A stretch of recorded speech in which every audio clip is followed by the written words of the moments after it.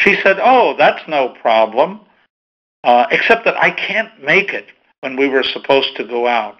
But if you call me back sometime, maybe we can go out." Well, once again, that didn't ring a bell. I mean, I have to be struck over the head pretty often. And so so I'm persistent, though. So I called her several weeks later, and we went out.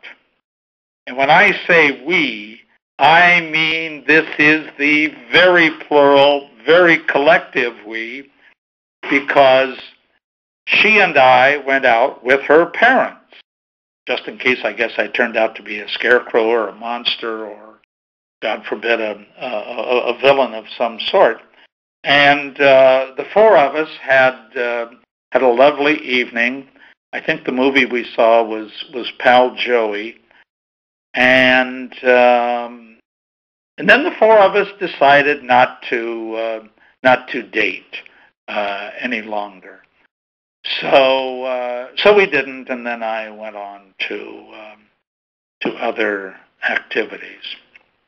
Got involved in journalism, and might have had a respectable social life, except that I was dating two girls and came home on vacation. And this is absolutely a true story.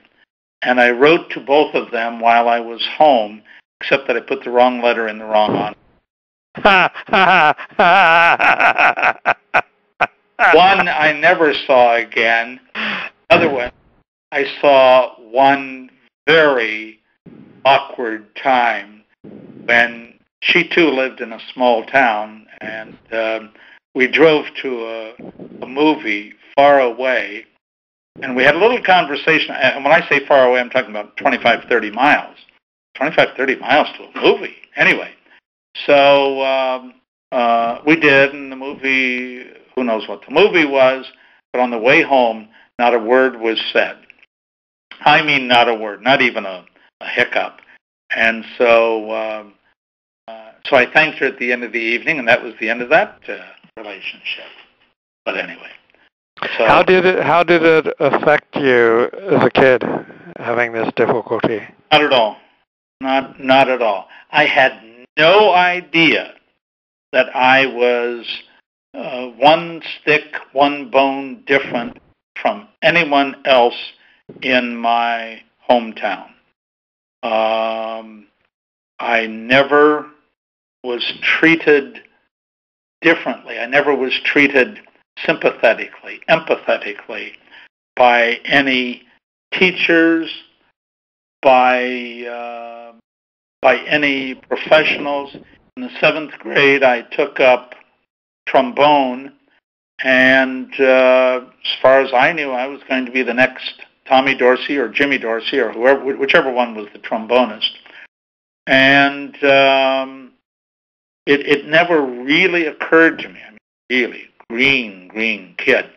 Never occurred to me that I was taking up the trombone because it didn't have any keys. So it really had no effect on me. Certainly no deleterious effect of any kind.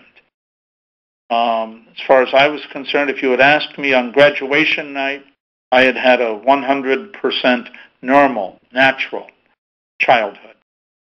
What year did you graduate? Parents, and I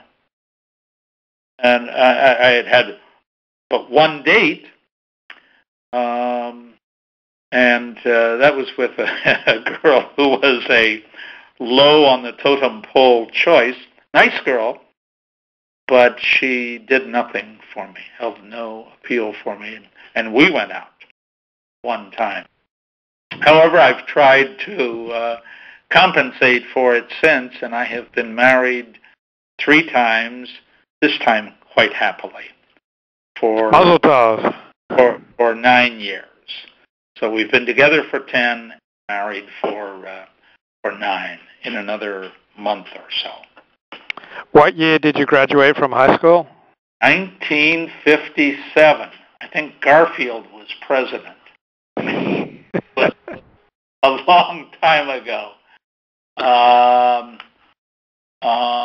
And I went to school for a year, but I was very eager to get started in the newspaper business, and did.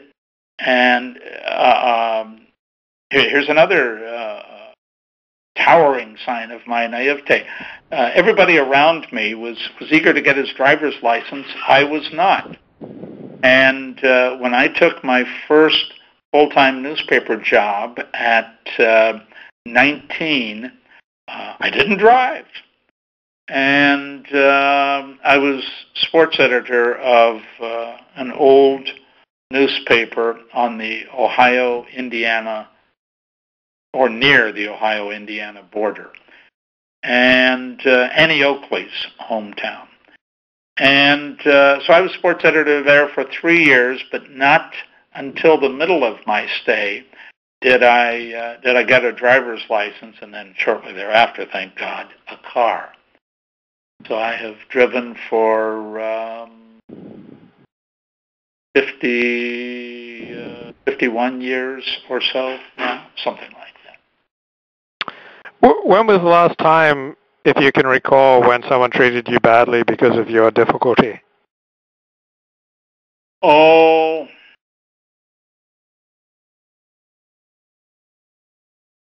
I probably would have to go back to my youngest days, and then I don't recall. I'll tell you when. Yes. 1958 or 9. I was in the Cincinnati Reds clubhouse. And I told you baseball was my passion, and so I was working 75 to 100 miles from Cincinnati, and I would drive to Cincinnati as often as possible to see games, sit in the press box, and develop a feel for how it was going to be when I became a full-fledged sports writer, an accomplished sports writer. So I'm in the Cincinnati clubhouse, and they have 2 outfielders who are over in a corner. One was Vada, V-A-D-A, Pinson, P-I-N-S-O-N, and the older outfielder was Frank Robinson.